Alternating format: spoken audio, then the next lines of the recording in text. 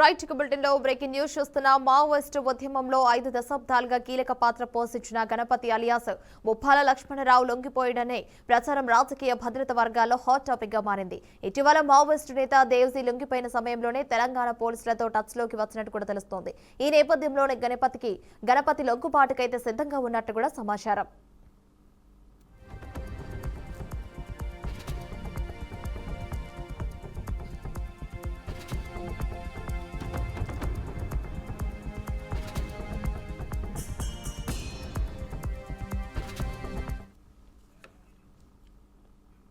ఇదే టాపిక్ పై ఢిల్లీలో చర్చలు కూడా జరుగుతున్నట్లు కూడా తెలుస్తోంది. ఇక Telangana DGP Shivdhar Reddy, SIB chief Sumathi Kumar ఢిల్లీలో ఉన్నట్లు సమాచారం. గణపతి తరఫున రాయబారం కూడా వెళ్లినట్లు భద్రతా వర్గాలు చెబుతున్నాయి. ఇటీవల మావోయిస్టు నేత దేవ్జీ లొంగిపోయిన సమయంలోనే గణపతి ఆచూకీపై పోలీసులు కీలక సమాచారం సేకరించినట్టు తెలుస్తోంది. లొంగుబాటు ప్రక్రియపై గోప్యంగా చర్చలు కొనసాగుతున్నట్లు కూడా సమాచారం. జగిత్యాల జిల్లా సారంగపూర్కు చెందిన గణపతి లొంగిపోతే మావోయిస్టు ఉద్యమంలో ఇది కీలక మలుపుగా మారే అవకాశం ఉన్నట్టు తెలుస్తోంది.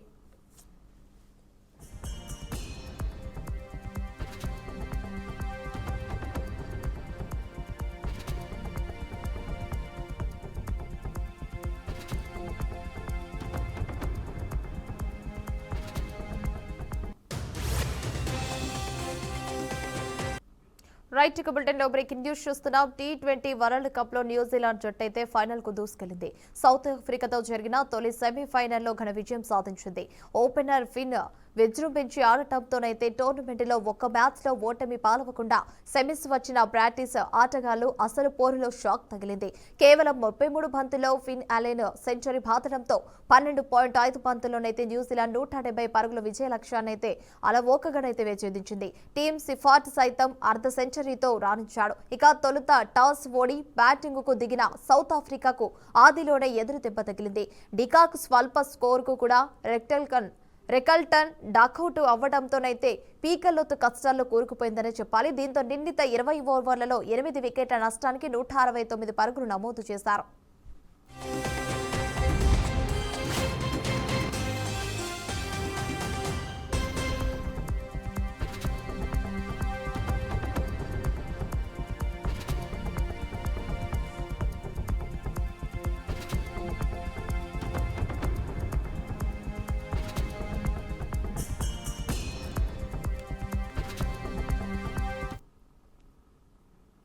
రైట్ బులెటిన్ లో బ్రేకింగ్ న్యూస్ చూస్తున్నాం. T20 వరల్డ్ కప్ లో న్యూజిలాండ్ జట్టు అయితే ఫైనల్ కు దూసుకెళ్లిందని చెప్పాలి. సౌత్ ఆఫ్రికాతో జరిగిన తొలి సెమీఫైనల్లో ఘన విజయం సాధించింది.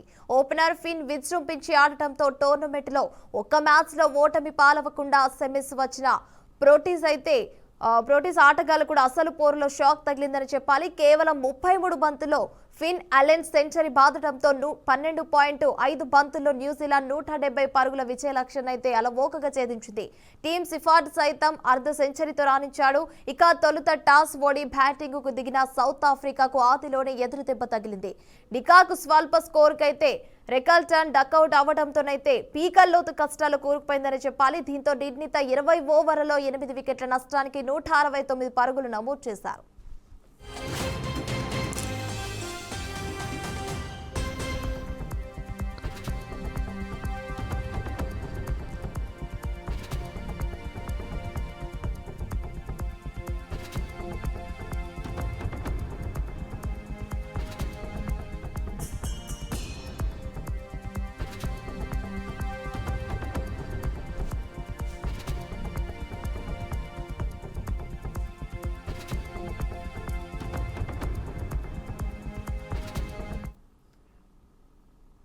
బులెటిన్లో మరో బ్రేకింగ్ న్యూస్ చూస్తున్నాం. రాజమండ్రి కల్తీపాల ఘటనలో మరణాల సంఖ్య కొనసాగుతూనే ఉంది. ఇక కల్తీపాల ఘటన నేపథ్యంలో చికిత్స పొందుతున్న 62 ఏళ్ల ఆర్ సూర్యకుమారి బుధవారం కన్నుమూశారని జిల్లా వైద్య ఆరోగ్య శాఖాధికారి కె వెంకటేశ్వరరావు అయితే తెలిపారు. ఆమె కిమ్స్ ఆసుపత్రిలో చికిత్స పొందుతూ మృతి చెందినట్టు వెల్లడించారు. ప్రస్తుతం మొత్తం మీదట 12 మంది రోగులు వివిధ ఆసుపత్రుల్లో చికిత్స పొందుతున్నట్టయితే తెలుస్తోంది. వారి ఆరోగ్య పరిస్థితి నిరంతరం పర్యవేక్షణలో ఉందని, అవసరమైన అన్ని వైద్య చర్యలైతే కొనసాగుతున్నాయని అధికారులు తెలిపారు.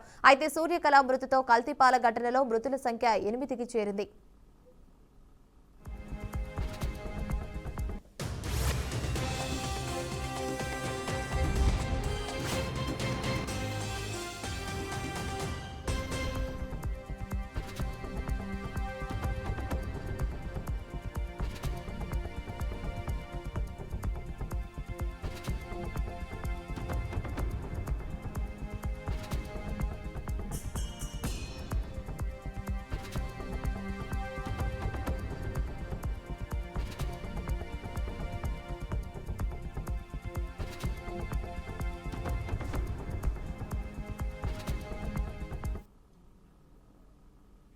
నెల్లూరు జిల్లా రావూరు మండలం ఆంజనేయపురం గిరిజన కాలనీలో భర్త మరణించి ఒంటరిగా జీవిస్తున్న ఒక గిరిజన మహిళ తాను సాగు చేసే సుమారు 1.50 ఎకరాల భూమి ఆక్రమించి మానసిక ఇబ్బందులు కలిగిస్తున్నారని తహసీల్దార్ వద్ద ఆవేదన వ్యక్తం చేశారు. ఆమె భూమి భర్త తాళ్ల వెంకటేశ్వర్లు పేరిటనైతే డి ఫార్మ్ పట్టా కలిగి ఉందని ఆమె తెలిపారు. గత 30 ఏళ్లుగా సాగు చేస్తూనే జీవనం సాగిస్తున్నా అని కొందరైతే వ్యక్తులు అక్రమంగా పొలంలోకి ప్రవేశించి బెదిరింపులు ఇవ్వడంపై అయితే ఫిర్యాదు చేశారు.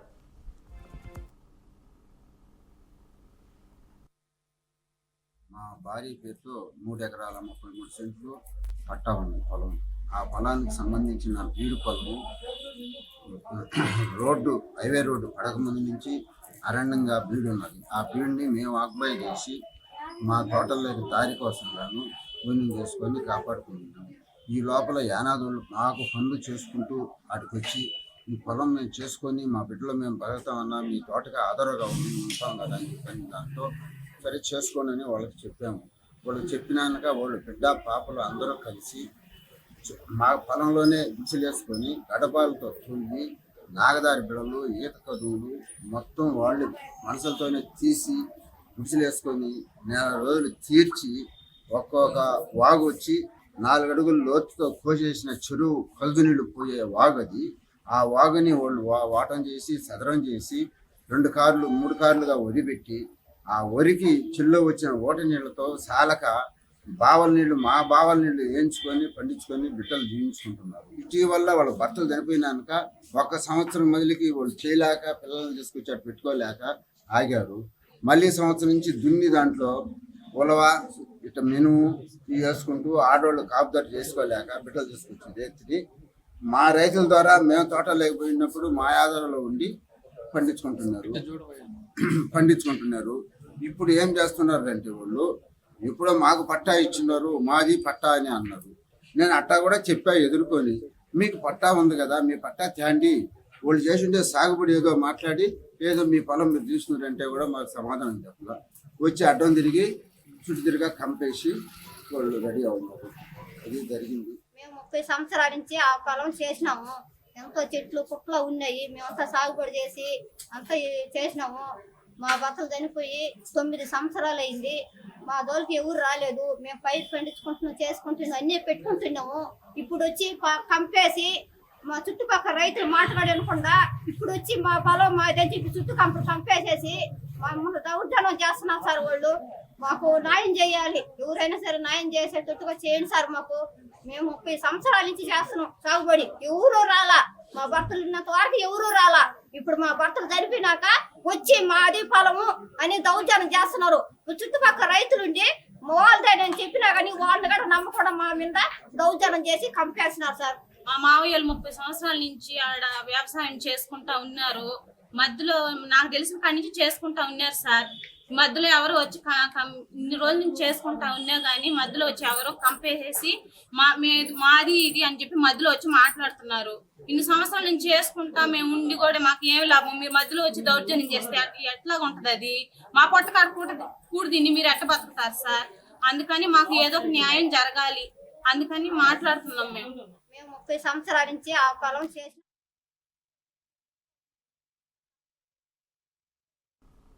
రైట్ బులెటిన్లో మరో బ్రేకింగ్ న్యూస్ చూస్తున్నాం. నెల్లూరు జిల్లా ఆత్మకూరు పట్టణంలో నిర్మాణంలో ఉన్న మినీ బైపాస్ రోడ్డు పనులపై స్థానికులు తీవ్ర అసంతృప్తి వ్యక్తం చేస్తున్నారు. సుమారు 2.5 కిలోమీటర్ల మేర ఈ రహదారి నిర్మాణానికి ప్రభుత్వం 6.3 కోట్లు కేటాయించింది. ఆంజనేయ స్వామివారి గుడి నుంచైతే రవితేజ కళ్యాణ మండపం వరకు జాతీయ రహదారి పనులు కొనసాగుతున్నాయి. అయితే సిమెంట్, కంకర, ఇసుక మిశ్రమంలో నాణ్యత లోపాలు ఉన్నాయని, ఇంజనీరింగ్ విభాగపు పర్యవేక్షణ కూడా లేదని ప్రజలైతే ఆరోపిస్తున్నారు.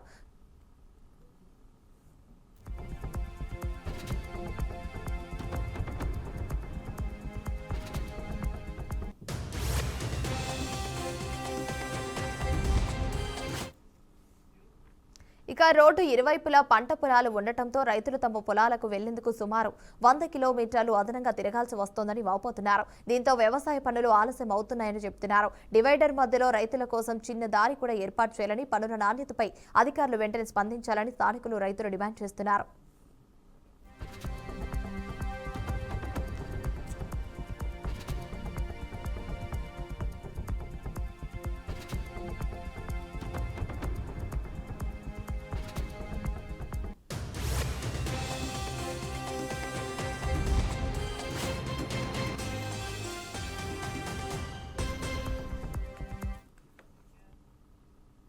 సిరిసిల్ల జిల్లా వేములవాడ పట్టణంలో అనుమానాస్పద మృతి కలకలం రేపుతోంది. పట్టణంలో ఓ ప్రైవేట్ లాడ్జిలో వీర్నపల్లి మండలానికి చెందిన భూక్య మోహన్ అనుమానాస్పద పరిస్థితుల్లో మృతి చెందినట్టు తెలుస్తోంది.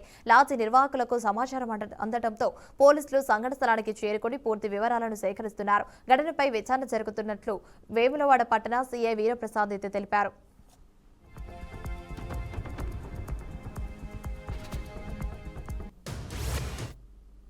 మాకు ఒక లాడ్జ్ ఓనర్ నుంచి ఒక కాల్ రావడం జరిగింది. మధ్యాహ్నం అందాజా 2:30-3 గంటల ప్రాంతంలో భూక్య మోహన్ అనే వ్యక్తి వీర్నపల్లి అడపి పందిరి గ్రామానికి చెందిన అతను కరీంనగర్లో నివాసం ఉంటుండు. ఆ రూమ్ కోసం అని వచ్చి రూమ్లో అచేతనంగా పట్టడం చూసి లాడ్జ్ వాళ్ళు మాకు కంప్లైంట్ ఇవ్వడం జరిగింది. దీని విషయంలో వాళ్ళ బంధువులకు మేము ఇన్ఫర్మేషన్ ఇచ్చాం. వాళ్ళు వచ్చిన తర్వాత పోలీస్ టీం మీకు వస్తుంది. తదుపరి వివరాలు విచారణ ఉంటుంది. పిల్లగాడు మాకు తెలిసిన పిల్లగాడు అమ్మ 10 నిమిషాలు మాట్లాడుకుని వెళ్ళిపోయి పని ఉన్నదమ్మా రూమ్ అమ్మ అంటున్నట్టే సరే పైన ఉన్నది పిల్లడు తాళం పైన కింద రూమ్ ఇప్పుడే కడిగాను అని చెప్పి పైన ఇచ్చాను. 9 నెంబర్ అమ్మ అంటే 9 నెంబర్ ఇచ్చాను. ఇచ్చిన తర్వాత చాకీ అమ్మ యాపిల్కాయ కోసుకుంటాం అంటే చాకి ఇచ్చాను. పైకి వచ్చాడండి. పైకి వచ్చిన తర్వాత ఒక పావు గంట కూడా లేదండి ఆమె ఒక ముసలాయన పరిగెత్తుకుని వచ్చాను లోపలికి. ఎక్కడికి వెళ్ళిపోతున్నా అలాగని బెదిరించాను. బెదిరితే మా బిడ్డ ఉన్నదమ్మా పైన మాట్లాడుతున్నా అని చెప్పాను. సరే ఆళ్ళోళ్ళే కదా అని పైకి రానిచ్చాను. ఇద్దరు కలిసి వెళ్ళిపోయారు. వెళ్ళిపోయాక పిల్లడు రావట్లేదు చూశాను. మరి పడుకున్నాడేమో సరే వెళ్తానని 1 గంట పోయాక పైకి వచ్చానండి.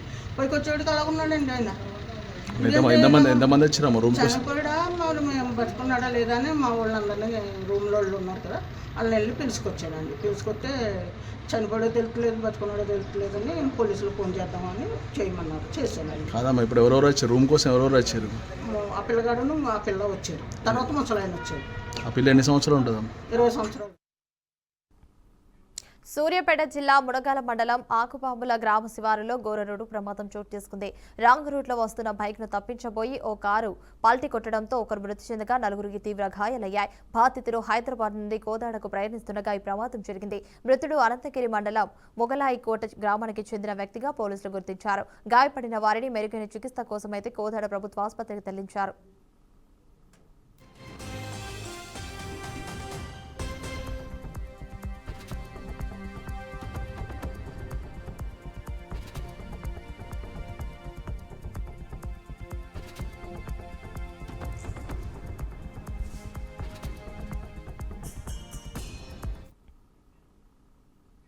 వికారాబాద్ జిల్లా తాండూరు చంద్రవంచ గ్రామంలో విషాద ఘటన చోటు చేసుకుంది. పొరుగు పొలాల్లోనైతే గడ్డిని తగలపెట్టడంతో చెలరేగిన మంటలు వ్యాపించి కురువ మల్లేశం అనే రైతు కౌలుకు తీసుకున్న 10 ఎకరాల్లో 6 ఎకరాల జొన్న పంట పూర్తిగా అగ్నికి ఆహుతైంది. చేతికొచ్చిన పంట కళ్ల ముందు బూడిద కావడంతో సుమారు 3 లక్షల రూపాయల మేర నష్టం వాటిల్లిందని అగ్నిమాపక సిబ్బంది వచ్చేలోపే జరగాల్సిన నష్టమంతా జరిగిపోయిందని బాధిత రైతు కన్నీరు మున్నీరుగా అవుతున్నాడు. 6 గంటలు కష్టపడి సాగు చేసిన తనను ముఖ్యంగా ప్రభుత్వం ఆదుకోవాలని రైతు వేడుకుంటుండగా పొలాల గట్లపై ఉన్న ముళ్లకంచెలను కూడా కాల్చడం వల్లే ఈ ప్రమాదం జరిగిందని స్థానికులు అనుమానం వ్యక్తం చేస్తున్నారు. జొన్న చేను అనేది మంటలు చెలరేగడంతో పంట మొత్తం ఖరాబ్ అయింది. ఇక్కడ చూసుకోవచ్చు మీరంతా పంట మొత్తం నష్టం అయిపోయింది. ఇక్కడ 10 ఎకరాలు ఉన్న పొలం మొత్తం అంటుకుపోయింది. మొత్తం మంటలు చెలరేగడంతో వచ్చి మేము ఆర్పినాము. అయినా కూడా ఫైర్ ఇంజన్కి ఫోన్ చేస్తే అది వచ్చేలోపు చేను మొత్తం అంటుకుపోయింది. ఇక్కడ దయచేసి అధికారులు కూడా ఎవరన్నా ఉంటే మాకు ఆదుకోవాలని కోరుకుంటున్నాము. రైతు ఇక్కడ మల్లేష్ ఉన్నాడు. ఈయన పొలం మొత్తం అంటుకపోవడంతో ఆయన కూడా చాలా బాధ ఉన్నది. ఇప్పుడు చేకొచ్చిన పంట ఖరాబ్ అయింది. సొంత పొలం కూడా కాదు, ఇది కౌలుకు చేసుకున్న పొలం ఉన్నది.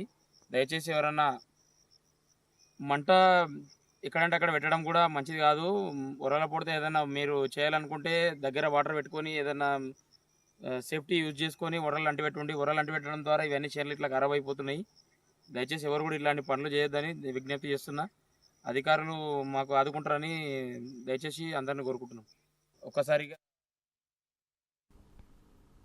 ఇన్స్టాగ్రామ్ మాయలో పడి విశాఖ నుంచి కావలికి చేరుకున్న బాలికను పోలీసులు గుర్తించి తల్లిదండ్రులకు అప్పగించిన ఘటన స్థానికంగా కలకలం రేపింది.